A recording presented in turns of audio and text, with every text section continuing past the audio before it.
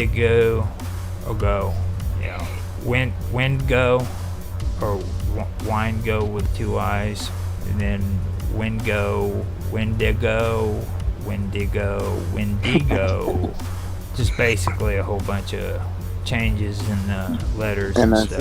Yeah. Wendigo is another one, or Witiku, and then How did you learn Wingu. about this stuff? I was fascinated with it. It's interesting stuff, and this stuff stretches throughout history. This isn't just something like Indians were talking about this before a white man even stepped foot on the freaking continent. You know what I mean? So you didn't run into any of these or have friends that ran into No. any of these. This just comes from I'd research. love No, to I was find just people. I'd Right. love to find people who'd be willing to like share their stories on stuff like this, because I wonder if Tan has ever heard of a Wendigo. I'm fixed to text him and ask. I'm gonna chat him and ask don't him. get him scared now. He'll get Yeah, right. Tan's minds would be, you know what I mean, like the super scion of everything. You're right. They better be scared of him. You know, No. so those common ones you got to be careful of. No, the plural That'd be form accurate. of Wendigo is Wendigo. It and is also spelled Wendigoag or Wendigobuag or Wendicoke. The Proto-Algonquin term has been reconstructed as Wentikowa,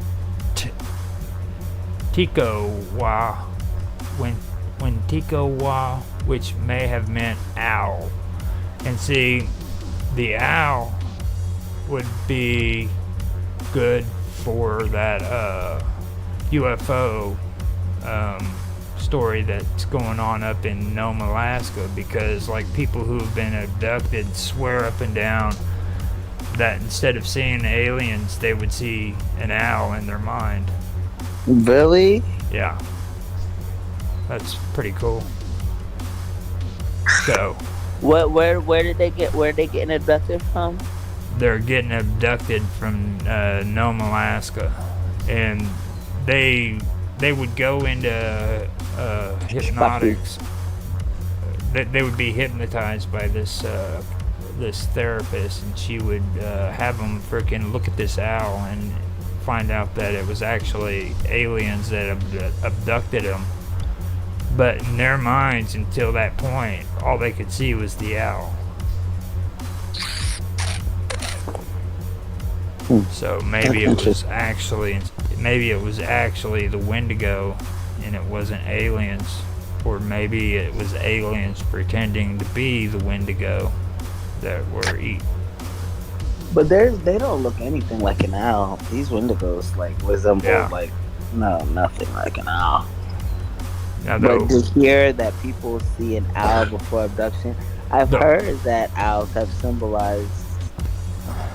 Now the owl, or the parallels, is the Wichugi is a similar being that appears in the legends of the Athabascan people. And the Athabascans is a large family of indigenous languages of North America, located in Western North America in three aerial language groups: Northern, Pacific Coast, and Southern. Carey and Potter, 2010, placed the total territory of the 53 Athabascan languages at 4,022,000 square kilometers. And from the map that they show on there, this bad boy stretches pretty much all the way up to Alaska, down into the middle of Canada, and then there's like a little bit down in the southwest area by Texas, New Mexico, and just on the edge of Arizona. Can you share the map, or I you could. have screen share it? Yeah. Then we can have visuals. But you said Texas too. That's crazy because Amarillo, Texas, is where they spotted a creature, is what they called it, and this was last year, and they didn't know what it was. Yeah. Let me see if I They can. spotted it near the zoo. It looks like a werewolf walking on two legs. Let me see if I can pull this up. I have some cool ways of doing it, but I ain't that cool. I gotta drop it off of the full screen. Well, if it's too difficult, then you don't have to. I was just thinking it would be a good visual for what we were talking about. It's all right. It's a good idea to put it on there. So Just so people can see, when they watch the stream. yeah, exactly. Exactly. Now let's see if we can get it to share. Now this isn't on the Wendigo right here. This is on the people who speak that language, the Athabascan language. Athabascan. Yeah. Now that right there is okay. Oh, that's not what I wanted. Now is that coming through good? Okay. And I see the green shading here to the left. Fever. I'm not sure how to say that. Undoubtedly, are those all places are in Canada? Yeah, I see this. The United States are all places in Canada. Now, up on the top area, it has what is that? Yukon. Now that might be the Yukon, and it goes just barely into Alaska. So where? Okay, hold on. Where? Oh, that's Alaska right there to the left at the top. Yeah. Oh, I didn't know. I thought Alaska would have been at the top to the right, where there's no green. I didn't know. Yukon, and then you have Tamaya, all that.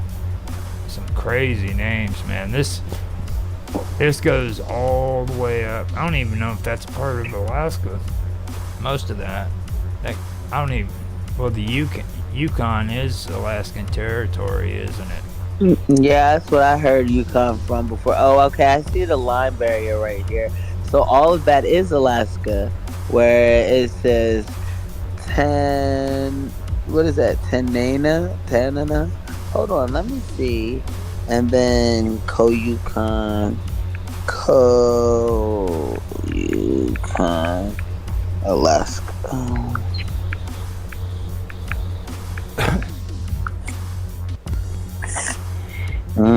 That's all Alaska. Let me see a map of Alaska. Oh, maybe I can have it right here.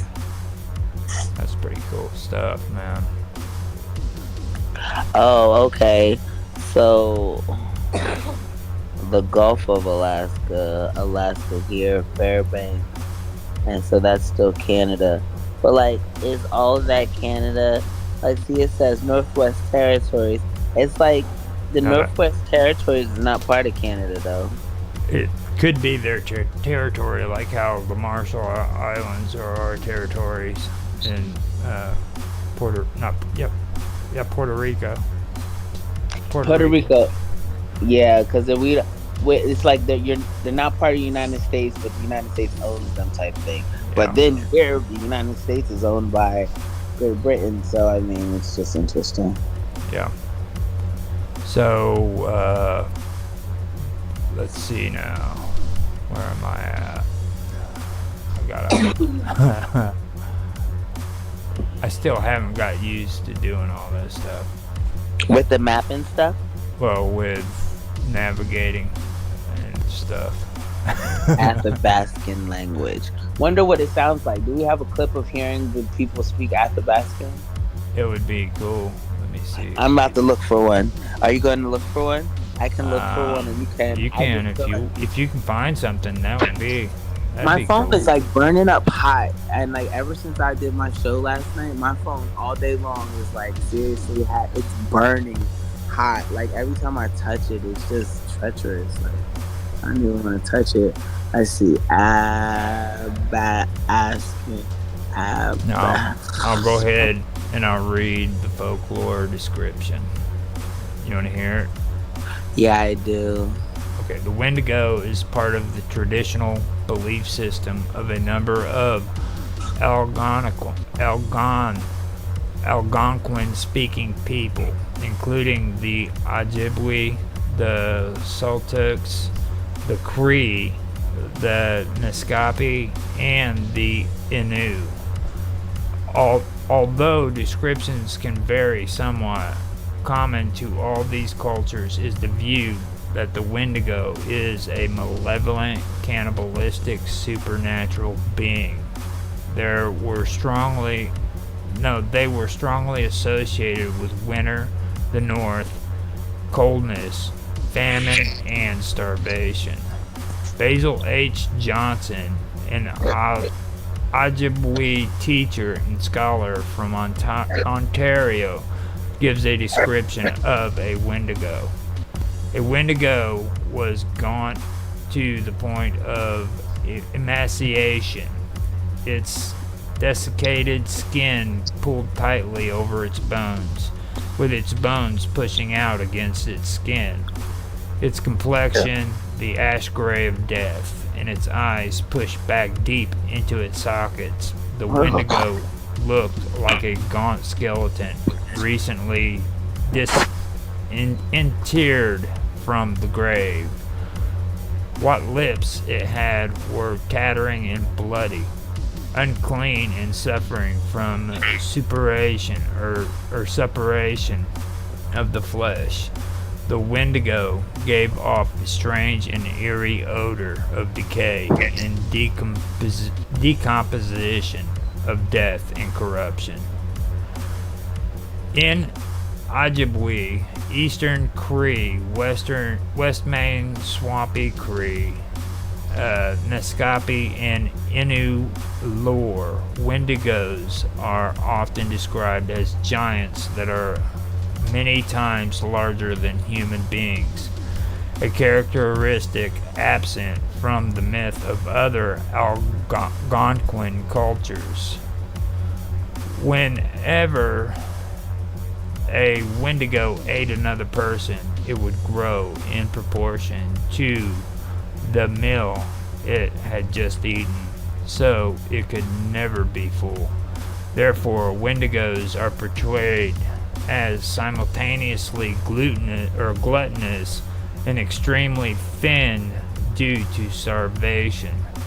The Wendigo is seen as the embodiment of gluttony, greed, and excess. Never satisfied after killing and consuming one person, they can constantly search for new victims. The Wendigo need not lose the human's power of cognition or speech, and in some depictions may clearly communicate with its prospective victims or even threaten or taunt them. A specimen of folk story collected in the 20th century by Lottie Chickaqua Marsden, an ethnographer of the Chippewas of Rama First Nation, in which a Wendigo also exhibited tool use and ability to survive partial dismemberment and auto-cannibalism. Reads, one time long ago, a big Wendigo stole an Indian boy, but the boy was too thin, so the Wendigo didn't eat him up right away, but he traveled with the Indian boy, waiting for him till he'd get fat. The Wendigo had a knife, and he'd cut the boy on the hand to see if he was fat enough to eat.